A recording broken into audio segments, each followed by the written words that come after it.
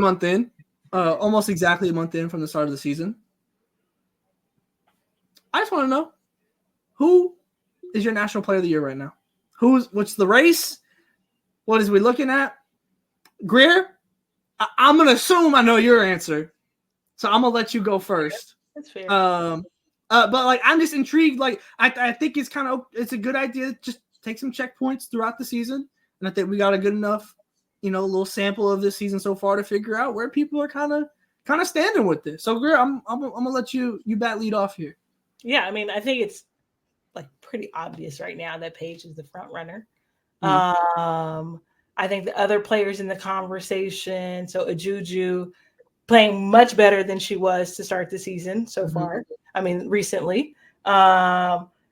Kiki also, like, the numbers have improved a ton. But they're still not playing up to the level that Paige is right now, with the consistency scoring, the field goal percentage, the lack of turnovers, playing both sides of the ball also, right? So super interesting to see if AZ Flood, third quarter AZ Flood from Ole Miss, if that's like any indication of like the kind of player she could be this season, she could also throw her name in the hat.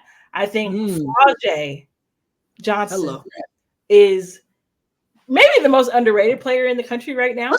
Let's get into it, because yes, I wrote the sticky note about SEC Player of the Year. I can get behind that take 100%, because as much as her like stardom is and like her name value is, I just don't think she gets the respect for like genuinely how good of a basketball player that she is. Like, there's like the leap that she's made, and obviously we started seeing it in the postseason last year, right?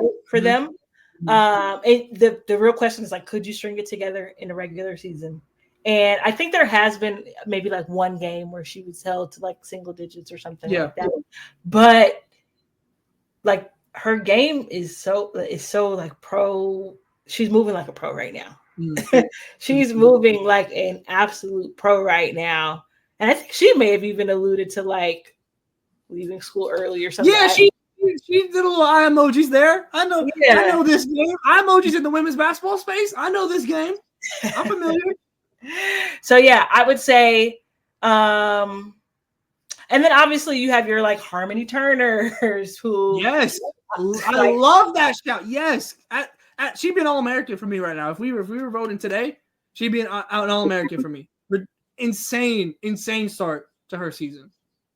So I'm loving that it's, there's a person to the bottom of me right now. And I can only imagine what she might come in and say. And I love that there is right now truly a hodgepodge of players who are in the pot, and they come from like so many different situations.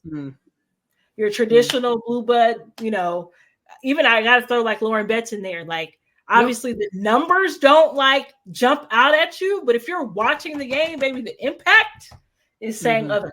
You know what I'm saying? And Corey was quoted after they beat South Carolina saying something like, "We have Lauren Betts and you don't," or something like that, or another teams don't, or something like that. That was the premise. That was, I don't know exactly what it was word for word. Yeah, I don't think it was as spicy as I don't think it was. But that was the takeaway, was that. But she's right. You had a 6'7" player who can pass out of double teams, score it down low, and is an absolute monster as a paint protector. So she's not lying. She's not wrong. You know what I mean? But I love that it's like truly a mix of players from like all different kind of situations, like just bucket getters. Tanaya Latson also leading the country right now in scoring. So like, yes, there's those types. Then there's players who are like making other players around them even better. And it's still, I would still give Paige the nod, but there are a bunch of other players making it interesting. All right, Shawty.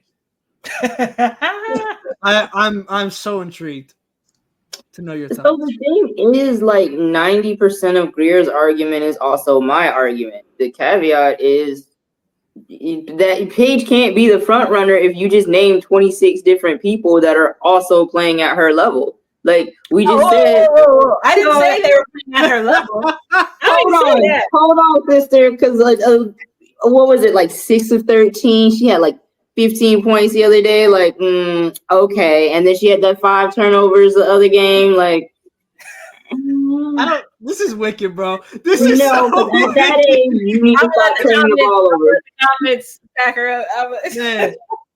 I feel like when it comes to like playing on her level, I think even like when it comes to like individual play, I still think Hannah Hidalgo is the only player that like on the and that's what I'm saying. Like right now, on both sides of the ball, it's to me Hannah.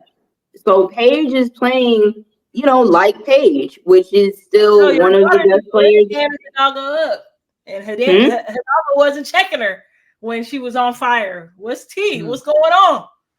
Hannah Hidalgo dropped 30 on Paige's noggin last year. Are we talking about the race this year or last year? I'm so confused right now. I'm talking about like head to head.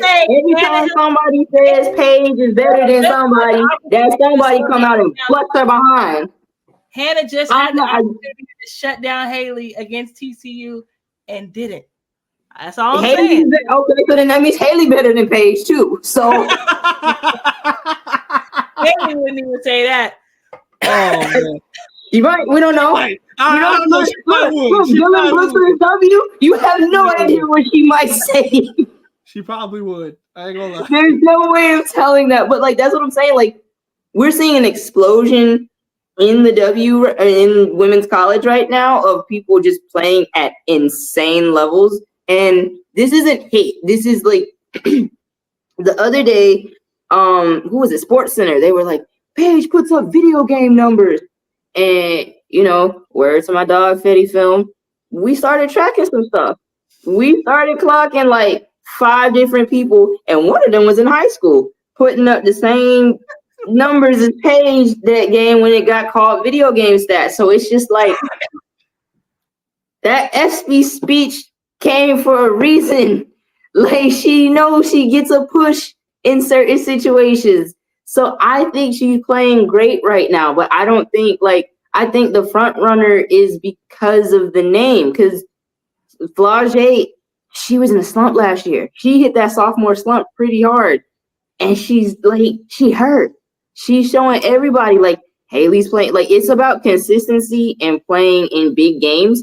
So I'm gonna have to see Paige against Notre Dame. I'm gonna have to see Paige. Crazy. This is playing in big games is so crazy. There has probably been 1, max 2 games in her college career where she has not showed up. This is so crazy. So crazy. I've been there for 2 of them though. I've been there for a couple of them. So I watched 1 more on national television. 2 of them.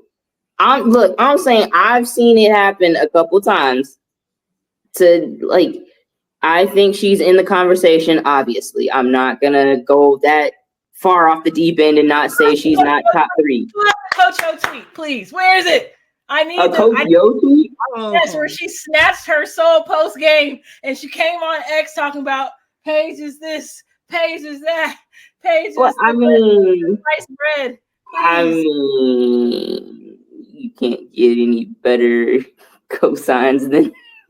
Please, everybody she's faced so far. Courtney Bangard for UNC. Every coach, Jose. UNC. That's the Courtney Bangard, bro. That's the cut I'm gonna put together. It's gonna be Niele next week. It's gonna be Jeff Walls this week. Write that down. Write that down. Write that down. Okay. Coaches around college basketball telling you that she's. I'm gonna take it back to last year when Felicia Leggett Black was like. It's not many of them walking through that door. She's one of the 3 best that UConn has ever had. Tyler. With no ring? Hold on now. Hold on now. How? Not Tyler Clippin. No. Send me the final cut credentials. I need it. Stewie said, how can you be the best if you ain't got no ring? So how can Paige be a top? So that already can be. But Stewie said it. Stewie said it. That what you want me to do? Who was she talking about? Let's get real specific. Someone who also didn't have a ring. So that's what I'm saying. When do the rings count and when don't they count? Because how are you one of the best players if you ain't got a ring? Are you calling a black woman a liar? Is that what you're doing right now? I'm saying it's not. They are showing respect after a loss, so they're being maybe too humble. Tyler wants to know. I didn't say anything. Too humble after the loss. I'm just saying. Body language, baby. I'm just saying, like They didn't say a thing. Silent. They were outmatched. Like that's not even like no. You cannot say like, oh, she's one of the best. She ain't got no ring. When Stewie just said you can't be one of the best without a ring. We got to get some consistency. So I'm not listening. No, I'm sorry. I'm not listening to these things. No, I respect Black women. I am Black women. So I'm every woman. Therefore, we're not like, no, I can't do this, man. I mean, to be fair, the only player then in the conversation with the ring would be Flau'jae. Hello? So I'll entertain. I'll hang up and listen to that. You do with that what you will, but I'm just saying like that would mean like that to the standards you're setting. That I don't think that's right. And we just said Flau'jae is what in the conversation. Yeah, that's cool. So she's proven she knows how to win. She knows how to get it done. Not against South Carolina, but like neither does Paige. So I'm not gonna hold that against her. That I'll be fair about. They've all beat South Carolina once. All right. When did LSU? Oh, they didn't beat them. They beat Iowa. My bad. Yeah, Flau'jae hasn't beaten. Paige got one. Yeah, she got us that game. She got us that game in overtime. She got us. I remember that one. She got us. And then what happened in the championship? That's crazy. That's so wicked. This is what that's all about. What? That we lost in overtime during the regular season. Win. This is what this is all about. Yeah. When we came back and won a ring against her, they were saying Gino ain't never lost in the finals. And we said, well, neither has Don. And then what happened? Is that what this is about? You want that Legend of Zelda type beat where she just goes on her quest for redemption? Like, no. Yes, absolutely. Yes, absolutely. Grayson, I'm glad we're on the same page. You know what? And we're just gonna share a biscuit and some potato rounds after on February 12th. And I'm gonna just say I told you so, man. No love lost. I told you so. Man, this is gonna be a fun check-in every month. This is man. Now when the Hampton Pirate emerges. Heard it here first. Listen, and then I gotta say what you think Paige is better than an HBCU product? Now I want to hear these arguments. Well, great. What a wonderful way to end this. I can't wait to see the comments. Don't get super serious and butthurt. This is banter, you babies. I'm sure that'll help. Yeah, it made it so much better. I'm sure that'll help. Look, y'all. Yeah, we've been at it for an hour. We talked today. But look, leave a comment. Let us know what you thought of our takes today. We had a couple that you could just like chime in on the argument. You don't necessarily gotta like. Okay, maybe you don't gotta talk about my name. Yeah, my name. But leave a comment, leave a like, share, review, subscribe, wherever you're at, wherever you're consuming this. Stay tapped in with us. This is a big week ahead. So we'll be back here next week with another ball up top reacting. I'm sure we'll probably have a post-game live or something throughout the week because there's a lot to talk about. Expansion draft. We got big-time matchups. We got boots on the ground this weekend. There's going to be a lot going on here for No Cat Space. Watch guide. Check it out. Yep, watch guide just dropped so you don't miss a single game. We got you covered. We got you covered across the board here at No Cat Space. Stay tapped in with us, and we'll see you next time.